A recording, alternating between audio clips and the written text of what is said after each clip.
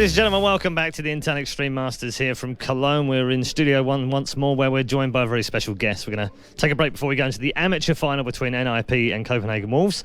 Glad to say I'm joined by xPeke. It's been a little while since I've talked to you from Fnatic, and I guess firstly we have to talk about that last game. Just a fantastic way of finishing it off, 2-1 win. And did everything go the way that you wanted it to go, even though you lost the second game? I still did. Like, the first game was our perfect game. We got the heroes we planned to. They didn't get anything that was scary for us.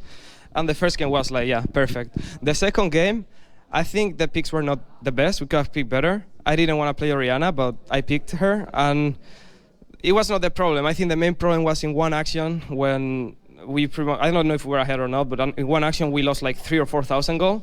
They went bottom, they killed someone, they killed me top, they took the turret, and then after that they took Drake and me turret. And after that it was like, what can you do? That's 4,000 gold plus levels. Let's go back to the first map, because I don't want to not talk to you for the next 10 minutes or so without mentioning that escape. As a Nidalee player and a Nidalee fan, I was sat there glued to the screen thinking, oh my God, how is he going to get out of this? He's never going to get away. And not only did you get away, but it just went on forever. Talk us through it.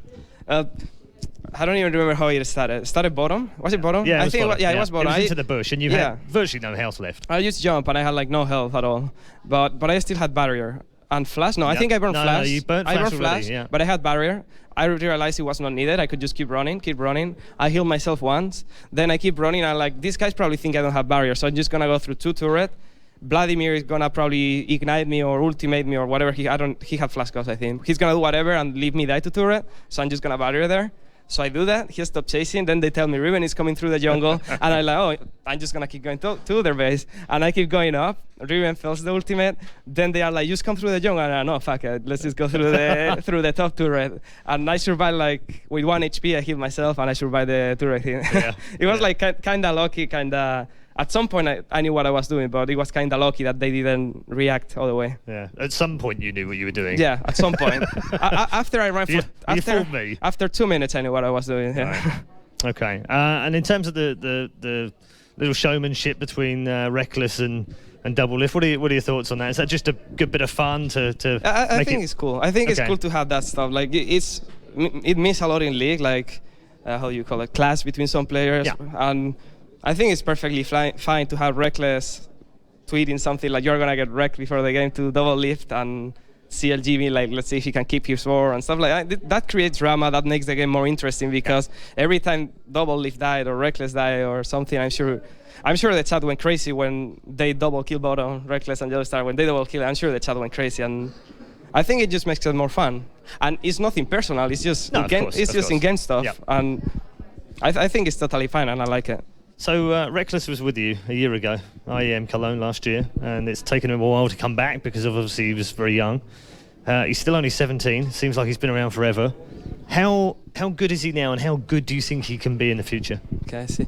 He's actually exactly where we left it. Second place of Cologne. That's the last thing we did with him last year. So now we should try to get the first place and improve. But I think the difference is that last year there was no one at his level. There were like really little AD carries at his level. Maybe him and a couple more, like 2 or 3 AD carries that were that good. He's still really good, and I think he can still improve a bit. But there are a lot of good carries now, because with the LCS, people started to play a lot every day and strategize more. Everyone knows what to do, where to do it, and I think there are a lot of really, really good carries. So Reckless is not gonna be like crazy, like he's not gonna be every game 10-0, but I think still every game he's gonna be stable. He's gonna have every game good CS, and he's probably he's gonna have some of the games he's gonna carry them, some of the games he's gonna be there. I think he's gonna be really good for us. Okay, let's just rewind the clock a little bit to a couple of months ago. Worlds was a great run all the way to playing Royal in the semi-finals, but overall, did you finish it and come home and think, damn, we should have done better, or did you come home and think, actually, we did a good job?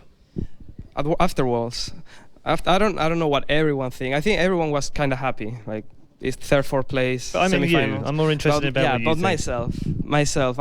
I felt sometimes I felt happy, sometimes I felt sad, because it was third, fourth place is really good. You think about it and you're like, damn, it's so good. Like, why? There's no reason to be sad. We didn't expect to do that much. Like, we expected to go out of group stage and lose to some team, but we did better than that. versus Royal, we saw them that we were not worse. We just had a few games that we lost, but we could have won them. They could have won either way. And that's what made me mad at the same time. The fact that 2 of the games, we could have won them with the small mistakes. Like, if only one of us did something better, we could have won them. Like, one of the games, we were ahead and we threw it. They did Baron, and after that, they came back. That game, we should just play it safe, snowball and win. And the last game, the same. We were winning when I had Fizz. I was bottom, and they used Camp 1 Bros, and Sign, I thought he was really tanky. He almost escaped with this HP, but he died on the way to escape on the EQ, and then they got Baron, and after that it was over. So both games, we could have won them, I think, and it makes me happy to see how we played so good, and a bit mad that we could have won them by 1 inch. Okay. Rumour has it that you guys haven't been practicing very much since World, and that you've taken some time off and had some vacation and what have you.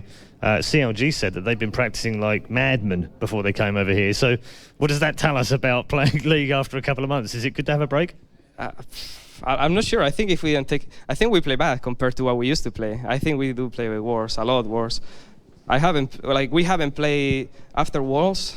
We play some solo queue, but for a month. That was our practice.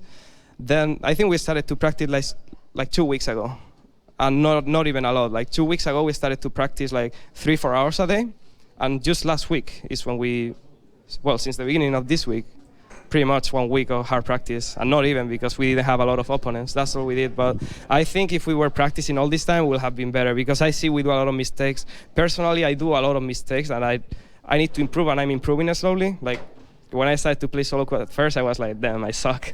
but now it's getting better, and I know the problem, so it's just about fixing it. Okay.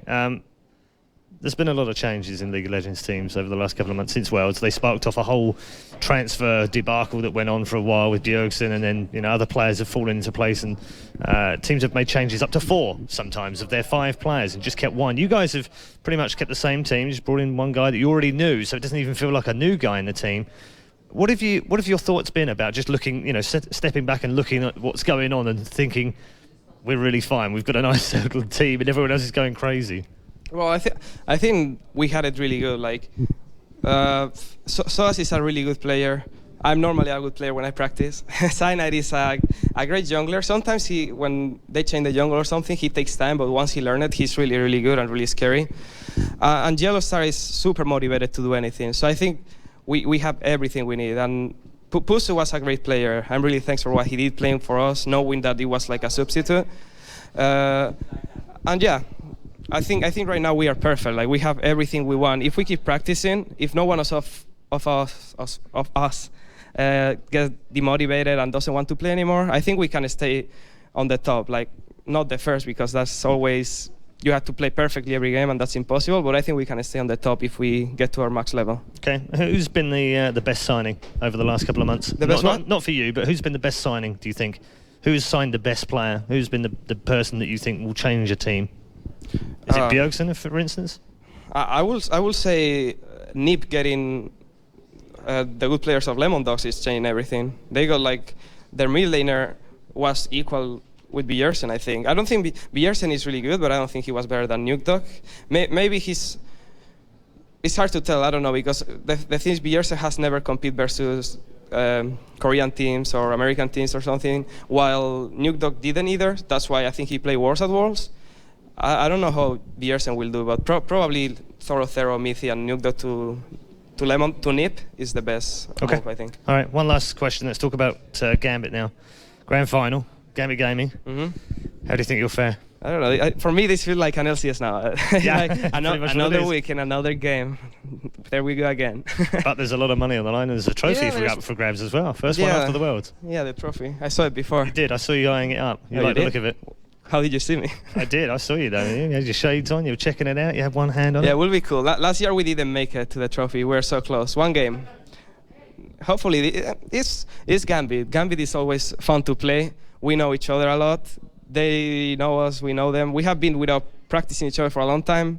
So I think it's going to be really exciting. And I think once we beat the American teams, we are not so nervous anymore. we are happy. Like, they didn't take their revenge yet. So I don't know. I think Gambit and us, we will play our best, but it will be a fun match. All right, okay, quick prediction. We're going to go over to Shocks in a minute. She's going to introduce the next final, which is actually NIP versus Copenhagen Wolves. Got a favourite there? I will actually say 2-1 NIP, but I think Copenhagen Wolves are really good. They played really good yesterday. I think they could be, but I still say 2-1 to NIP. All right, thank you very much. xPeke there from Fnatic. Thank you very much for joining us. He says 2-1 to NIP. What do the experts say? Let's find out with Shocks.